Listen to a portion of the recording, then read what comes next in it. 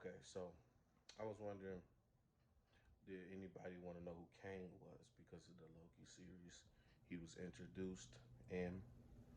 And I did a poll on Instagram, and some of y'all said, "Oh, why not?"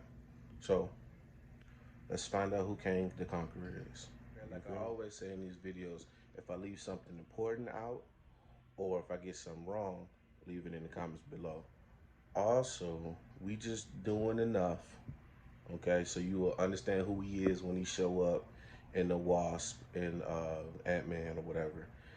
And so you will understand a little bit more about what happened in Loki, the last episode. Spoiler alert. And just so you won't be so surprised when he show up more in the MCU. That's all I'm here for. So Kang, he was born in the 31st century as Nathaniel Richards. He might be related to Reed Richards from the Fantastic Four. I'm sure most of you know who that is, and Doctor Doom. I don't know how. I don't know for sure if they explain it in the comic books deep or not, but that's his real name. Yes. Um, in the 31st century, is that what I hope I'm saying these dates consistently through the video. Everything was chill there, and so he was like, I'm gonna do something else. So what he ended up doing is he found like this old Doctor Doom tech, and he repurposed it and added some extra doohickeys to it and stuff, and made it into a time machine.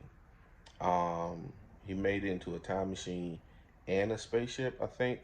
Let me know if I'm wrong. And he made it look like a sphinx from ancient Egypt, and he traveled there, and then he became like a king there. He was calling himself Ramatut or something like that. I can't remember. I'm just trying to remember all these names. I think that's what he was calling himself. Just doing this off memory. I never write anything down. And so then I need to start though. And so then so what happened, some kind of way the Fantastic Four ended up being there. And so they like beat him up, and then he left. You know what I'm saying?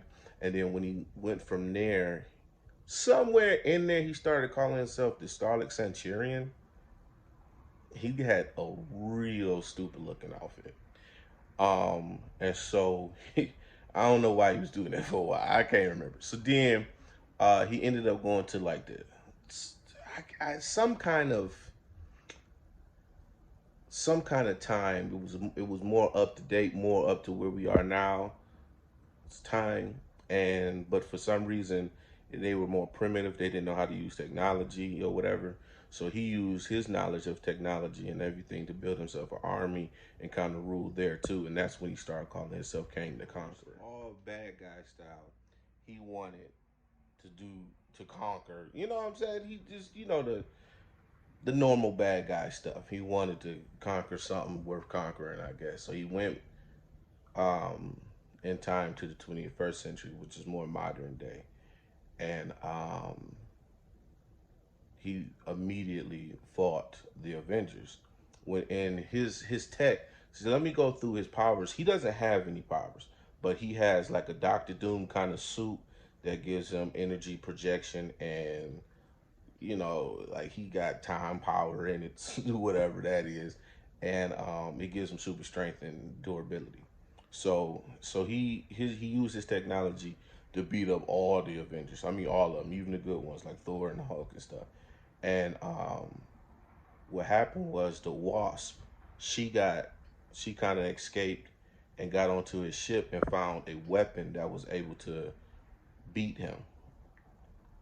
Now my question is, why would he have that weapon? Why would he keep that on him? So, anyways, but he kept it on him. He had it on him. The only weapon that could beat him, and she used it against him, and then that's how he ended up losing there. He was always trying to beat the Avengers.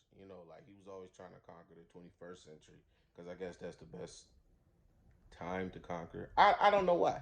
So then he ended up, but since that wasn't working because the Avengers kept beating him, so he went back to his time where he was originally from, and he met a shorty named Ravonna Renslayer, My screens just went off in the back. On the Renslayer, that's who he fell for when he went back to his own time. And he was like, "Shorty, let's get married or whatever, right?" And she was like, "Nah, I'm straight." So using his Kang traveling powers, he brung the Avengers to their future time, and he figured if he beat up the Avengers in front of her, then she'd be digging it or whatever, right? So he's like, I know you feeling me. This is these guys is known as the most powerful dudes on in any timeline. You know what I'm saying? So if I whoop these guys in front of you, I know you're gonna be digging the kid. Um, yeah, nah, it didn't work. And so then he didn't. For whatever reason, I guess the time he was at, he spared the Avengers. He didn't kill them, and they didn't like that. So the people, like, I guess the council or whatever didn't like that he spared the Avengers lives, so then they was just gonna kill him. But I guess Shorty Ravona, she had a change of heart right before they was about to blast him, so she jumped in the way of the blast and saved his life. So that stuck with him for a long time. So he ended up in some kind of weird limbo dimension where he could see and control all timelines. He could see it like on computer screens, and he saw the spot where she saved his life by sacrificing hers.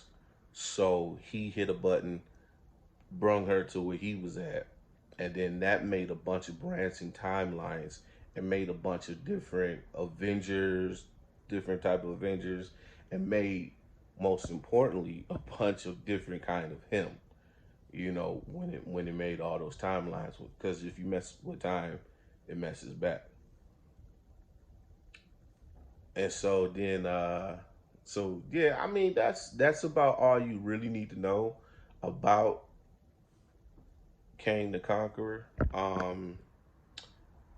That's about enough to get you to understand what happened in the finale of Loki, and that's about enough to get you to understand when he show up in the Ant-Man and the Wasp movie. So just so you won't be totally lost.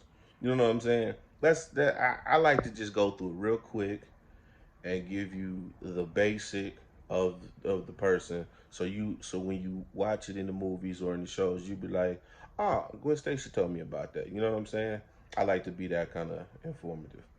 I hope you guys enjoyed the video. If you did, leave a comment, leave a like, and subscribe. And y'all stay true.